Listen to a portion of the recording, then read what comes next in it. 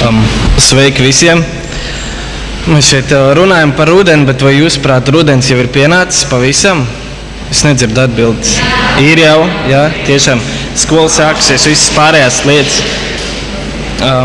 Mans stāsts šorīt sākās ar to, ka es nebiju gatavs šodienai, jo es nezināju, ko teikt, cik daudz cilvēku sanāks. Un ar savu kreiso roku šiem te diviem pirkstiem no kaudzītes izvilku 3 rudens lapiņas. Un zīmīgi, ka es viņas tikko pirms atnāca šeit apdedzināju. Es ceru, ka es neapdedzināšos ar izvēli. Tāpēc par Olimpu. Ir diena, vēl silta, bet gaiss tik smags, ka šķiet savās rokās paņemt spētu. Vēl kabatās un maisiņos to savietot, lai mājiniekiem prieks. Bet nē, sēž pie savām sadrupušajām kāpnēm. Raugos uz durvīm un pie sevis domāju, ja uzkāpt augšā vai maz iekšā tikšu, un tālāk pagrieziens ne uz labo pusi, bet paieties jau var. Taču diena nav tik gara, lai staigātu turpu šurpu. Ir jāizlem man tagad, ko vēlos es, iet tālāk vai kāpt augšā virsotnē. Rauj viņu, tās sadrupušās kāpnes, tā noplukusī siena. Cik cilvēku tur bijis, cik asaru tur izliec un cik uzvaru tur gūts. Izvēle jau ir, bet varbūt vieglāk no rūtotiem logiem par jauniem ļaudīm kladzināt. Esmu pārāk satraucies, tās uzvaras garš tik tuvu, bet darba vēl tik daudz. Beidzot redzu savu darbu augļus avansā, beidzot saprotu, kam dēļ tie pūliņi un negulētās naktis. Pēc uzvaras vēl vienu, un tad klusi uzkāpt Olimpā.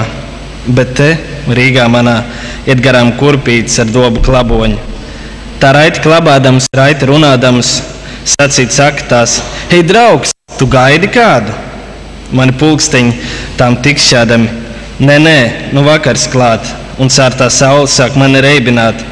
Tā riet uz leju, man šķiet būtu jāceļās, kurpīšu siksniņas iespiedzās uz augšu vai?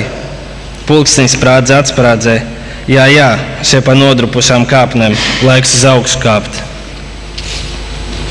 Un tagad maz par to, kā notiek, kad cilvēki meklē atbildes.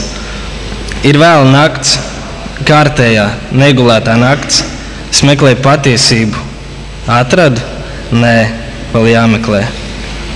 Un pēdējais ir par to, kā cilvēkiem ir dzīvot vieniem pašiem savā pilsētā, lielā, mazā, bet dzīvot vieniem. Viens tu un viena pasaule.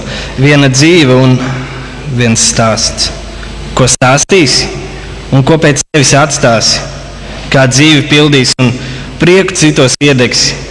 Tu smaidīt lietas, tu raudāt lietas un trakot lietas. Zini tak, ne tu, bet es. Tas, kurš pavisam viens. Paldies!